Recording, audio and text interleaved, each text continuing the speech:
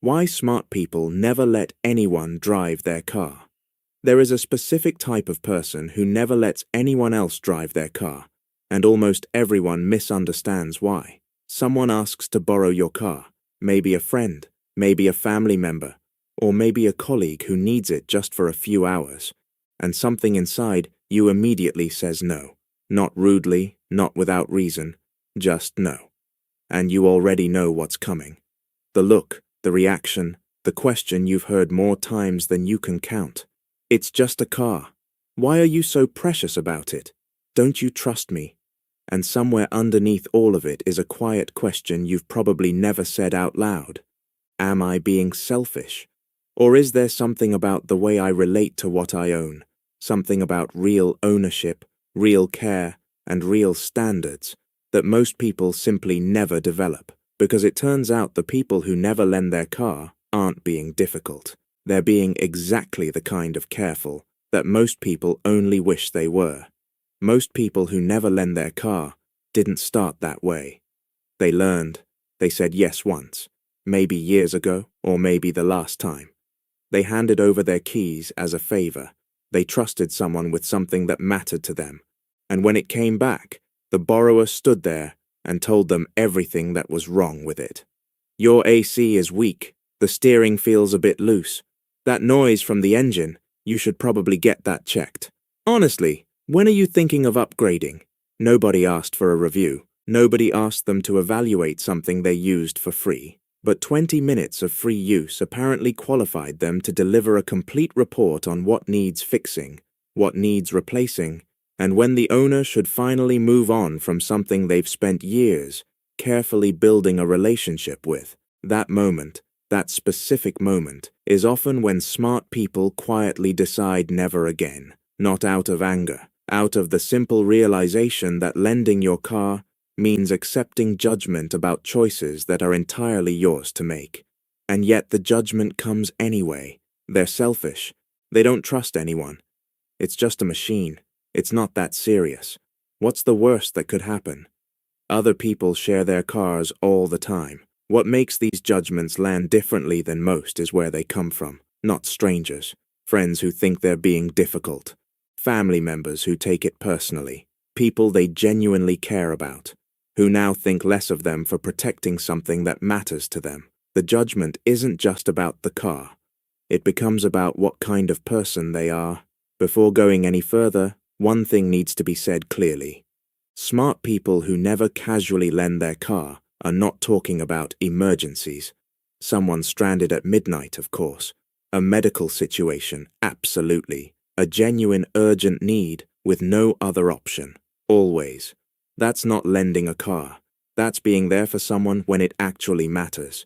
The people who never casually lend their car are often the first ones to show up when something is genuinely wrong. But someone who wants to borrow it because parking their own is inconvenient? Someone who wants to run errands because it's closer? Someone who just wants to try it? That's not necessity. That's convenience. Knowing the difference between the two and responding differently to each isn't selfishness. It's discernment. Here is what most people asking to borrow the car never stop to consider. The person who owns it knows it completely. They know exactly how much pressure the brakes need. They know the clutch biting point, not approximately, precisely. They know the sound it makes on cold mornings, and exactly what that sound means. They know how it handles on a wet road versus a dry one. They know which warning light is urgent, and which one has been there for 3 years and means absolutely nothing. The person borrowing it for 2 hours knows none of this. They'll ride the clutch without realizing it. They'll brake too late because they haven't learned how sensitive it is. They'll hear a sound and ignore it. A sound the owner would have caught immediately and known exactly how to respond to. This is not about distrust. This is about the difference between someone who has spent years building an intimate knowledge of a specific machine and someone who has never sat in it before. Those are not the same thing, and treating them as the same thing is exactly what leads to the lecture when the car comes back. Smart people who never lend their car have usually spent years maintaining it carefully, oil changed on schedule, parts replaced before they failed. a specific way of driving it that keeps it running exactly the way it should. One person driving it carelessly for an hour can undo months of that care. Riding the clutch damages it. Harsh braking wears the pads unevenly. Revving hard without properly warming up the engine stresses it in ways that accumulate quietly over time. The person borrowing it isn't doing any of this intentionally. They're just driving a car, but it's not their car. And research confirms exactly why this matters. Psychologists call it the endowment effect. Studies consistently show that people treat borrowed items differently from owned items, not because they're careless or bad people, but because they have no psychological investment in what they're using, no history with it, no knowledge of it, no relationship built over years of maintenance and care. The owner has all three, the borrower has none, and that difference shows up in exactly how the car is treated during those 2 hours. Most people hear, "I won't lend my car," and immediately translate it as, "I don't trust you." That's not what's happening. Smart people who protect their car would trust the same person with other things. They probably already do. This has nothing to do with the person asking. It has everything to do with what's being asked for. A skilled craftsman doesn't hand their best tools to someone who has never used them, not because they don't trust that person, because the tools require a specific knowledge and care that takes years to develop. Casual use by someone without that knowledge isn't a favor to anyone. It's just risk without benefit.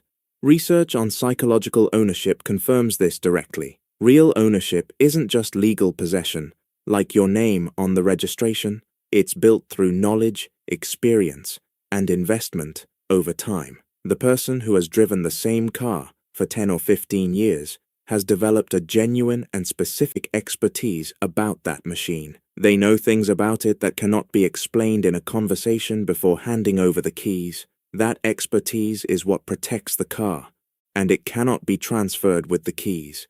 Think about what kind of person never casually lends their car. They're the same person who kept the same car for 20 years when everyone around them was upgrading. The same person who drove manual when everyone switched to automatic. The same person who fixed things themselves instead of outsourcing what they could handle. The same person who paid off every debt and never went back to borrowing. All the same instinct. If something matters, protect it. If something is yours, know it completely. If something has been earned through years of careful attention, don't hand it to someone who doesn't understand what they're holding. That's not an attitude about cars.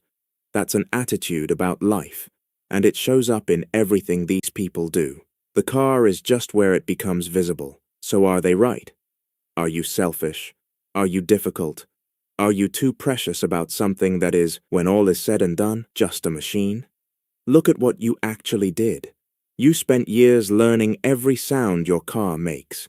You maintained it carefully when it would have been easier and cheaper to ignore it. You fixed things yourself instead of letting someone else handle what you could handle. You built a real relationship with something you own, the kind of relationship that most people never develop with anything, and then someone asked to borrow it for a few hours, and you said no.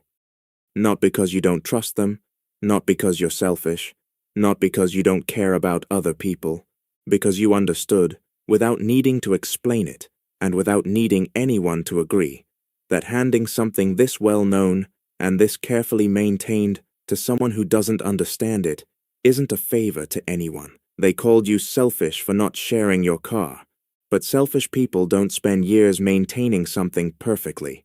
Selfish people don't know every sound their car makes. Selfish people don't care what happens to the things they own. You care too much. And caring too much about something you've spent years building a real relationship with is not selfishness. It's the only kind of ownership that actually means something. Have you ever lent your car and regretted it? Or do you have a rule about never lending it? And what made you decide that? Tell me in the comments. I read every single one.